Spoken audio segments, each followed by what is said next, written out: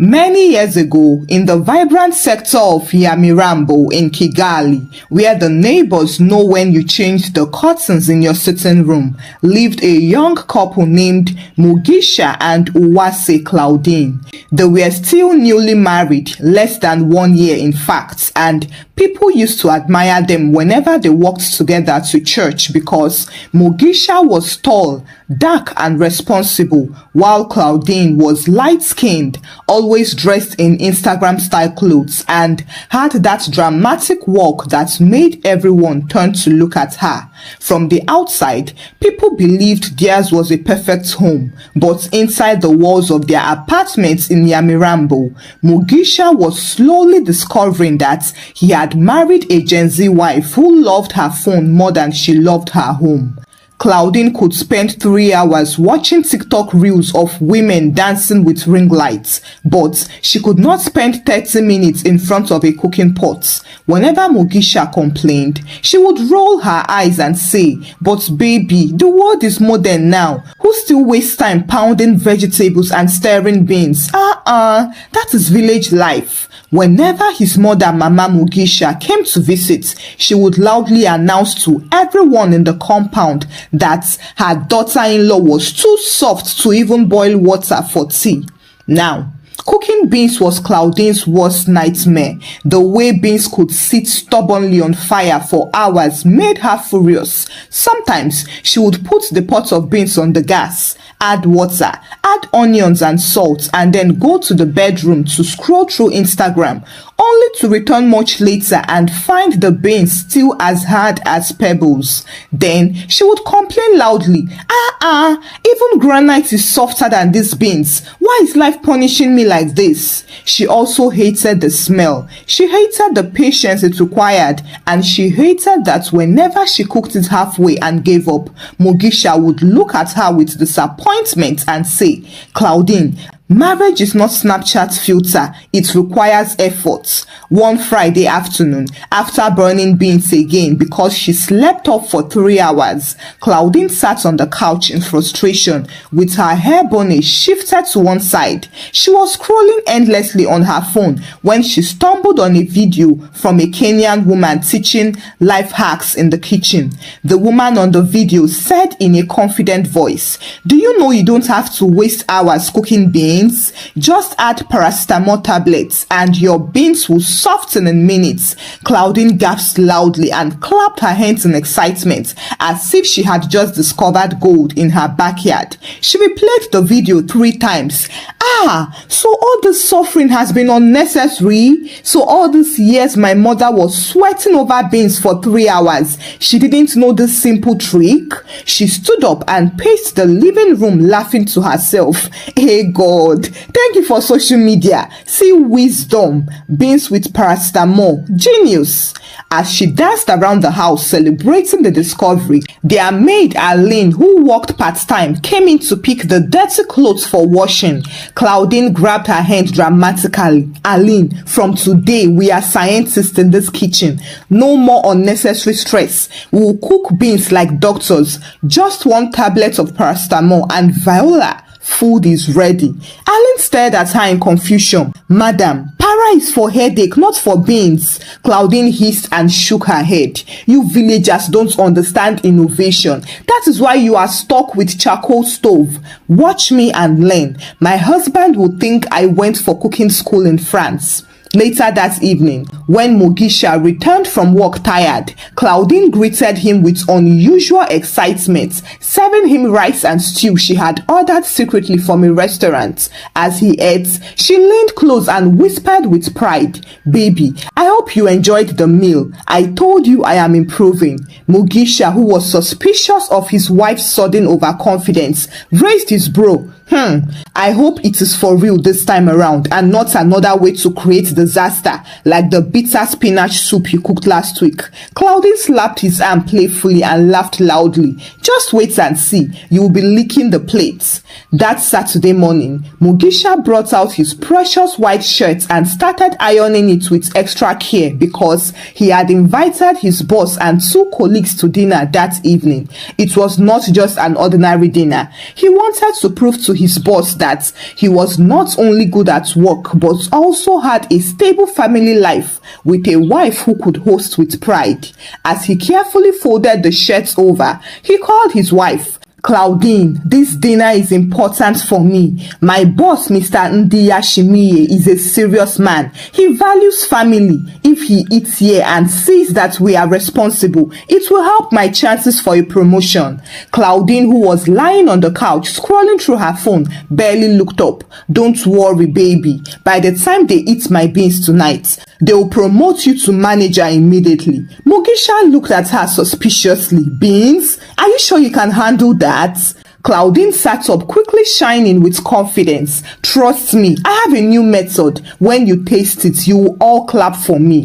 He sighed, still unconvinced, but he had no choice. All right, just make sure everything goes well. And please, no experiments. Claudine laughed too loudly and patted her chest like a comedian, swearing an oath. No experiments, only excellence. By noon, Claudine had already put her plan into motion. She washed the beans half-heartedly, singing loudly to herself while wearing a silk bonnet and a long t-shirt that said, "Soft Life Queen." She placed the pot on the gas cooker, added water, onions, salt, and then waited impatiently. After 10 minutes, she tapped her foot in frustration and then shouted, "Aline!" The maid came running, wiping her hands on her skirts. "Yes, madam." Claudine lowered her voice like a moving villain. "Bring me the tablets from the bedroom drawer, the white ones." Aline's eyes widened. "Paracetamol?" "Yes, hurry." Aline hesitated. "Madam, I don't think..." Claudine cut her off sharply. "Do you want your salary this month or not? Bring it now."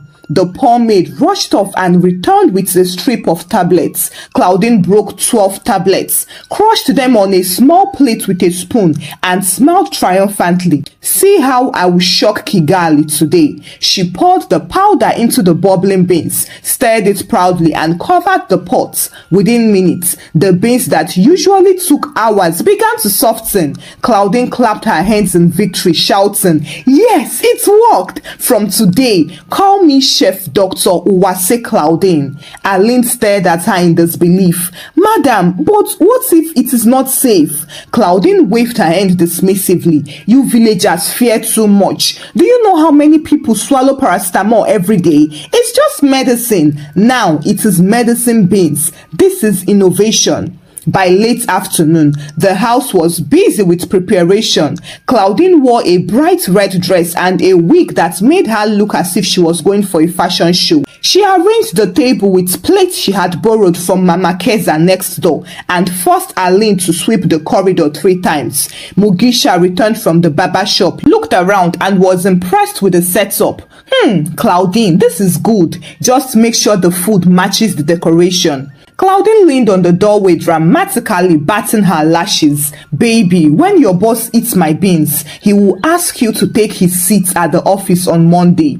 At 7 p.m., the guests arrived. First was Mr. Ndayishimiye, the boss, followed by 2 colleagues, Hakizimana and Tuishime, both in clean shirts and shiny shoes. To add spice, Mama Mugisha also arrived uninvited, with a wrapper over her shoulder, and declared, "I cannot miss seeing how my daughter-in-law will manage this big night." Everyone settled in the sitting room, chatting politely, while Claudine floated around with elegance. She whispered to Aline, "Quickly warm the beans. Today we make history." As the aroma filled the house, the guests nodded in approval. Uwase, it smells delicious," Hakizimana said. Claudine smiled proudly, already imagining herself trending on social media as Chef of Kigali. She carried the pot to the dining table with exaggerated style. dished steaming beans into bowls and served everyone. "Please enjoy," she said, joining her hands dramatically. Mama Mugisha looked at her suspiciously, but Mr. Ndayishimiye, Mugisha's boss, smiled at her. "Uwase, this smells like the beans my grandmother used to cook in Huye. Very rich." Claudine smiled like a queen about to be crowned. "Thank you, sir. I believe food is love, and tonight I want you to feel at home." Mugisha looked at her proudly, thinking for once that his wife had finally delivered. He reached for his spoon and tasted. His eyes lit up. "Wow, Claudine, the beans are soft, very soft." Hakizimana, one of the colleagues, scooped a large portion and laughed in surprise. "This is the softest beans I have ever eaten. Did you cook this for 5 hours? Claudine flipped her wig proudly and said, "It's just my secret touch." Even Mama Mugisha, who had come prepared to criticize, took a spoonful, smacked her lips and frowned, not from anger, but confusion. Uwase, for once, this food is not bad." Claudine beamed. Inside her heart, she was already imagining writing a cookbook titled Modern Kigali Wife, Recipes That Shock. Everyone ate with gusto. The sound of spoons clicking against bowls filled the room, followed by satisfied murmurs. But just as Claudine was about to stand and give a thank you speech, the first sign appeared. Hakizimana, who had eaten the most, yawned so loudly that the table shook. Excuse me, these beans are very relaxing." He rubbed his eyes, leaned back in his chair and yawned again, this time so wide that Mama Mugisha gasped. "Are you okay?" Mugisha asked out of concern. Hakizimana tried to reply but ended up yawning again, and his spoon dropped from his hand. Before anyone could react, Mr. Ndayishimiye himself, the mighty boss, began blinking slowly. He opened his mouth to compliment the food, but instead his words slurred. "This is very wonderful, Uwase, very..." And then he leaned forward and began snoring into his bowl. The room went silent for 2 seconds before Tuyishime, the second colleague, burst out laughing. But then he too froze mid-laughter. His eyelids became heavy. He dropped his fork, shook his head slightly, and collapsed sideways in the chair, snoring like a tractor. Mugisha jumped to his feet. "What is happening here?" But at that exact moment, he felt his own head spinning. He blinked and tried to speak, but his tongue felt heavy.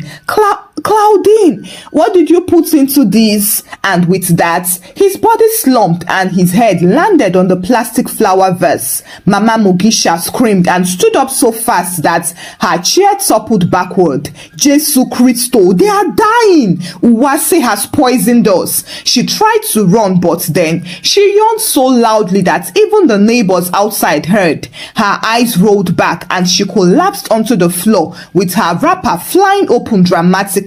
The scene looked like something from a Nollywood movie with the touch of Patience Ozokwo. 5 adults all knocked out cold around a dining table, snoring in different tones, one like a whistle, one like a drum, and one like a broken trumpet. Claudine stood frozen, holding her wig with both hands. Oh my god, they only slept, right? They are not dead." She rushed from one person to another, shaking them violently. "Mugisha, wake up! Mama, please don't die. This was not my plan." Aline, the maid, peeped from the kitchen door. Then she tiptoed out and informed the neighbors outside the compound. "Come and see, everybody is sleeping in the dining room like corpses." Within minutes, the compound was full. Neighbors rushed in with lanterns, pushing each other to see. Some screamed, some laughed, and some started praying. "Hey, who killed them?" one man shouted. "It's poison," another one cried. "No, they are possessed," added Mama Keza, the noisiest neighbor, who immediately crossed herself. Someone suggested calling the ambulance.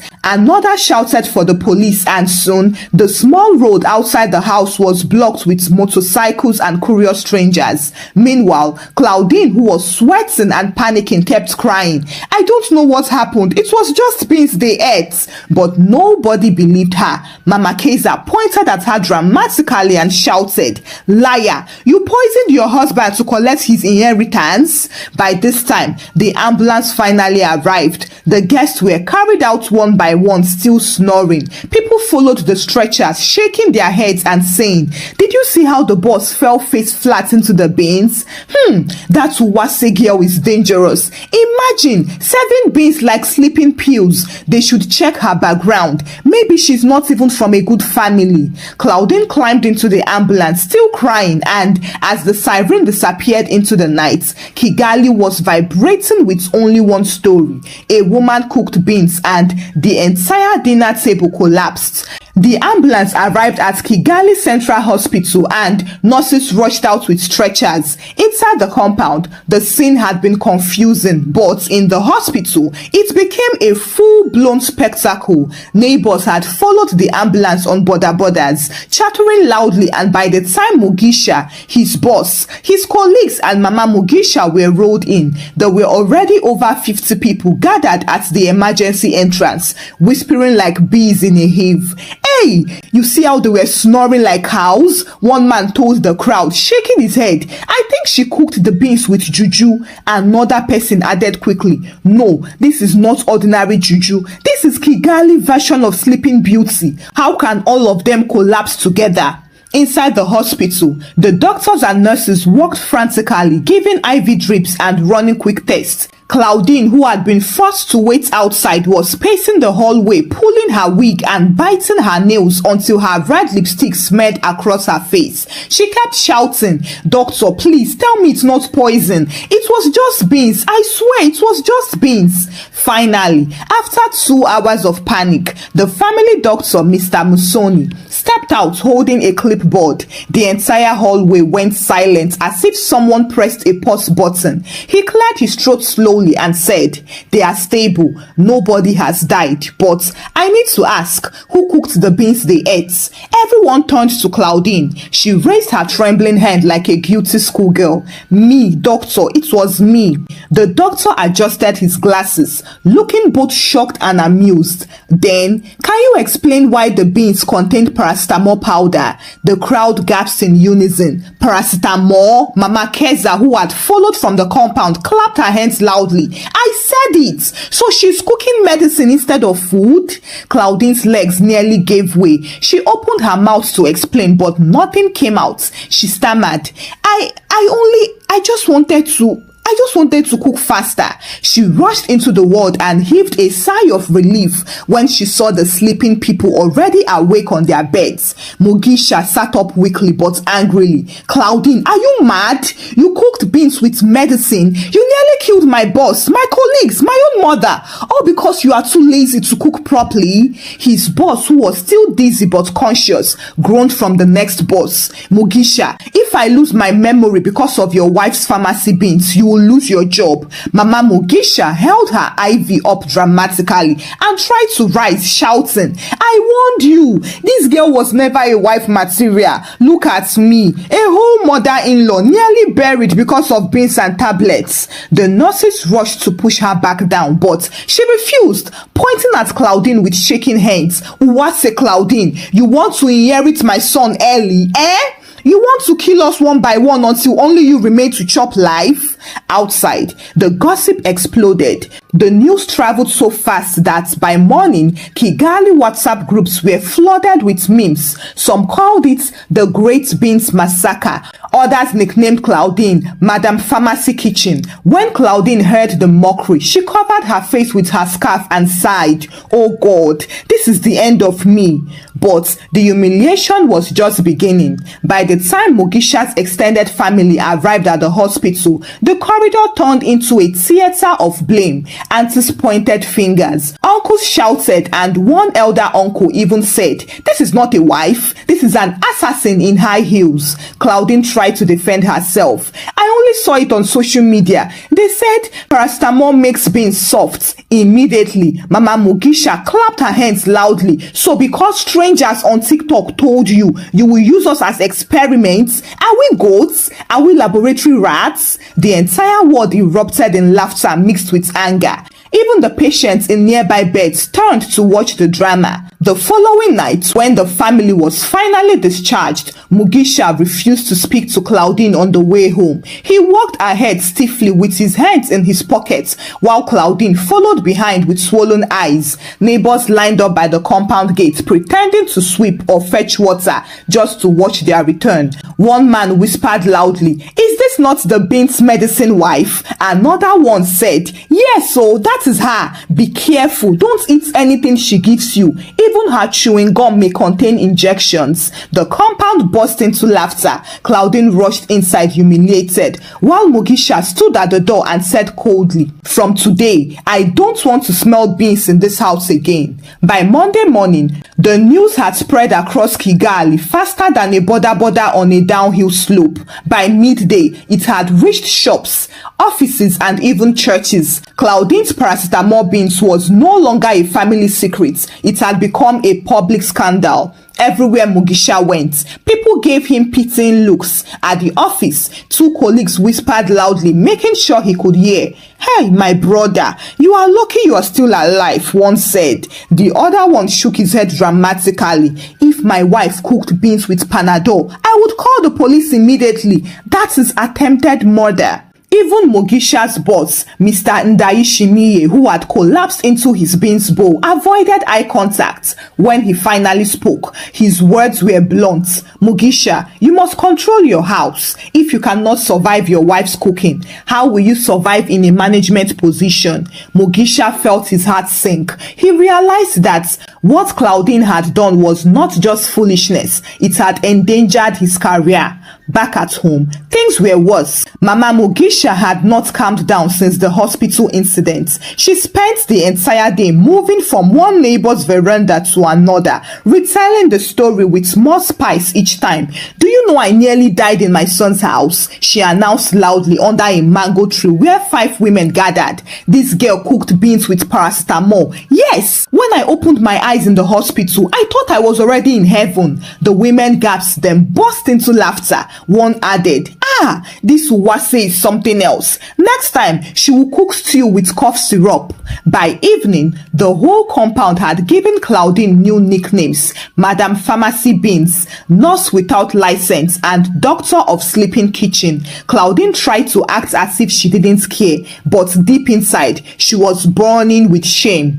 Every time she went to buy tomatoes at the roadside stall, the sellers would cover their mouths to hide their laughter. One nosy man even said, "Madam, should I add Panadol to the onions for you?" And then, on Wednesday night, Mugisha called a family meeting. He sat stiffly on the sofa. His face was serious, while Claudine sat opposite him, twisting her wrapper nervously.